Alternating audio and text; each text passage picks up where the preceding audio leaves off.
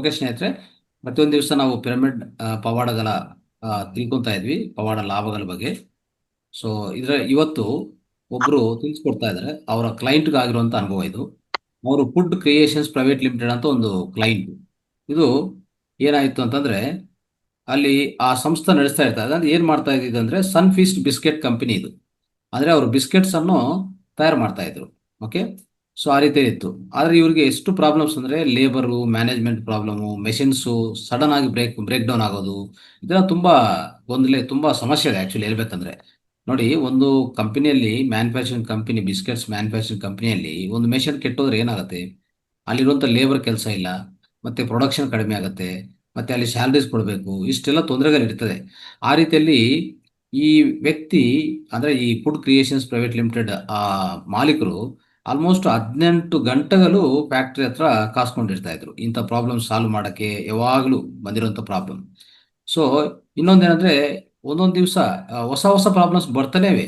ಅಂದ್ರೆ ಯಾವುದು ಪ್ರಾಬ್ಲಮ್ಸ್ ಒಂದು ಸಾಲ್ವ್ ಮಾಡಿದ್ಮೇಲೆ ಇನ್ನೊಂದು ಹೊಸ ಪ್ರಾಬ್ಲಮ್ ಬರೋದು. ಈ ರೀತಿಯಲ್ಲಿ ತುಂಬಾ ಪ್ರಾಬ್ಲಮ್ಸ್ ಇತ್ತು.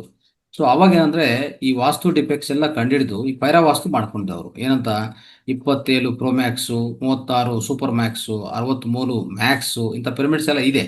ಇವೆಲ್ಲ ಅಂದ್ರೆ ಅದು ಅದ್ರ ಜೊತೆಗೆ ಇನ್ನೂ ಹಲವಾರು ಸ್ಮಾಲ್ ಸ್ಮಾಲ್ ಪಿರಮಿಡ್ಸ್ ಎಲ್ಲ ಜೋಡಿಸ್ಕೊಂಡ್ರು ಎಲ್ಲಿ, ಫ್ಯಾಕ್ಟ್ರಿಯಲ್ಲಿ. ಅವಾಗ ಏನಾಯ್ತು? ಸೊ ಅದರಿಂದ ಫಲಿತ ಏನಾಯ್ತಂದ್ರೆ, ಈಗ ಫ್ಯಾಕ್ಟ್ರಿ ಹೆಂಗ್ ರನ್ ಆಗ್ತಾ ಇದೆ ಅಂದ್ರೆ ತುಂಬಾ ಚೆನ್ನಾಗಿ ರನ್ ಆಗ್ತಾ ಇದೆ.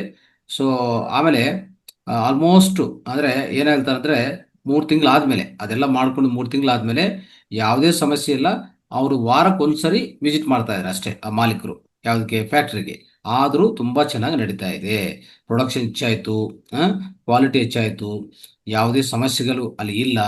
ಸೊ ಎಲ್ಲಾನು ಬ್ಯಾಂಗ್ಳೂರ್ ಆಫೀಸಲ್ಲಿ ಕೊಂಡು ಅವರು ವ್ಯವಹಾರ ಮಾಡ್ತಾ ಇದ್ದಾರೆ. ಅಲ್ಲಿ ಫ್ಯಾಕ್ಟ್ರಿಗೆ ಹೋಗೋದು ಬೇಕಾಗಿಲ್ಲ. ಅಂತ ಅದ್ಭುತವಾದ ರೀತಿಯಲ್ಲಿ ನೋಡಿ, ಎಷ್ಟು ಸಮಸ್ಯೆಗಳು ಬಗೆಹರಿಸ್ತಲ್ಲಿ ಅಲ್ವಾ? ಆ ರೀತಿಯಲ್ಲಿ ಸ್ನೇಹಿತರೆ ನಾವು ಅರ್ಥ ಮಾಡ್ಕೋಬೇಕು.